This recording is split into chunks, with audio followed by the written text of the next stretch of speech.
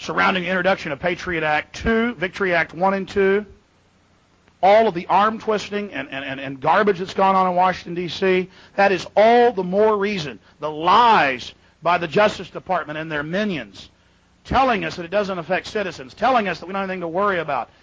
It demands that we stand up and speak out and repudiate this nightmare legislation. I mean, it's just there's darkness swirling around this thing.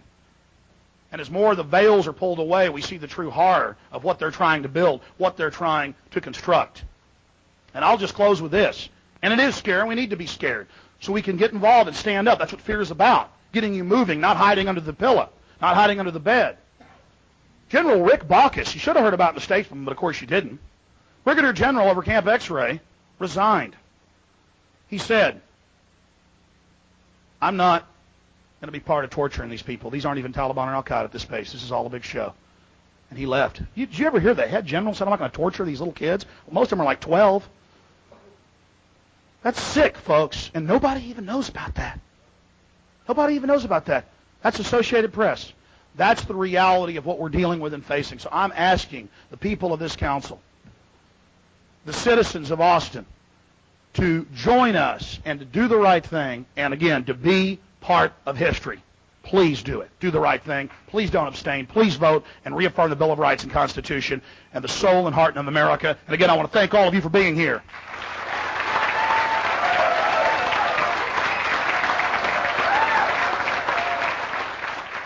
Congresswoman Cynthia McKinney is an unusual person.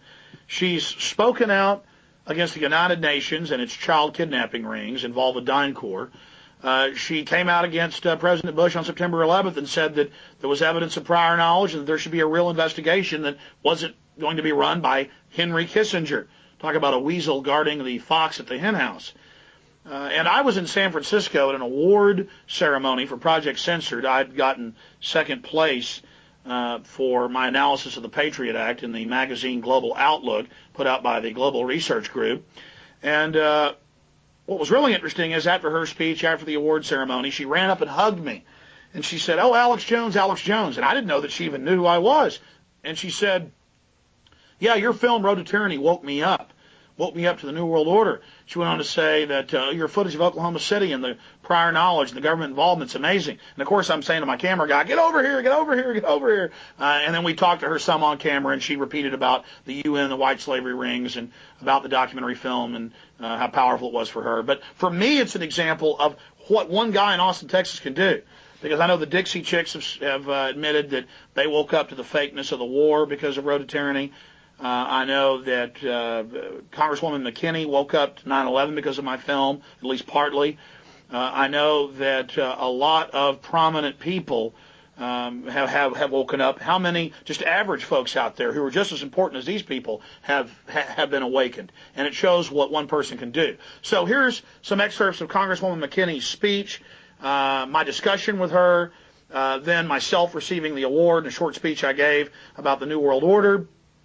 And then we'll also get us some excerpts of a discussion we had with Frank Morales, who is an Episcopal priest in New York, who's written some of the most in-depth analysis that I've seen about the martial law roundup plans, the Inter Pares Comitatus, moving into this prison-style economy.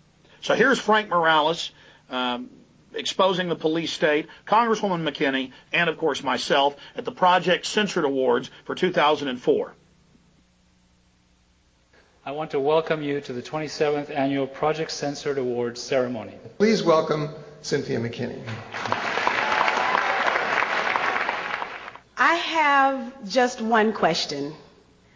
Who are we and who's responsible for what we've become? As I survey the landscape of the changes that have taken place literally before my eyes over the course of my lifetime, I have to wonder, where did we go wrong? George W. smirks, Dick Cheney sneers, Rumsfeld jokes, Powell blusters, Rice lies, Enron and WorldCom steal, DynCorp vaccinates, Halliburton feeds and feeds and feeds and feeds. Americans hurt, and in Iraq, Americans die. Our national leaders insult our allies, create more foes, reward their friends, increase our insecurity through their own policies, and plunge the American people into the deepest economic abyss of a generation. Massive failures all around us enter into the calculation in any answer to my question. Who are we and who's responsible for what we've become? From the lies to our servicemen and women and to all of us about Iraq, to the still unanswered questions about September 11th, the Congress has failed in its oversight of the executive branch, and the American people have failed in their oversight of the integrity of our political system.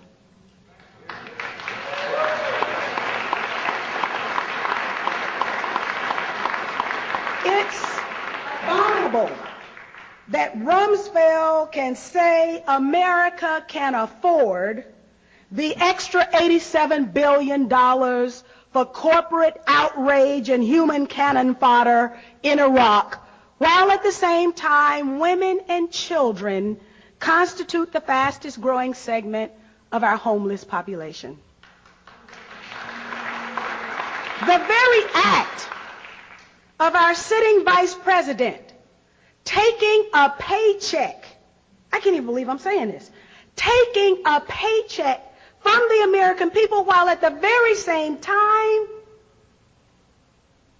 taking one from a corporation that gets billions and billions of dollars in no-bid sole source contracts should make us all outraged, and the vice president should blush. But these people don't blush because in the end, they know they can get away with it. We also now know that the administration has kept many secrets from the American people, including changing a September 11th ground zero environmental impact statement in order to speed up the opening of Wall Street. They've lied to us on Iraq. They still haven't told us what they knew and when they knew it about the tragic events of September 11th. And yet they have intimidated the poor 9/11 victims' families into giving up their right to sue the perpetrators and their supporters who helped carry out the 9/11 attacks. That's why my last piece of legislation allowed the September 11th families to participate in a government compensation fund and sue, and thereby find the truth for all of us on what actually happened on that day. I believe the promise of our country was stolen 2 generations ago in bold and brazen acts of violence. Snipers' bullets took that America away from us.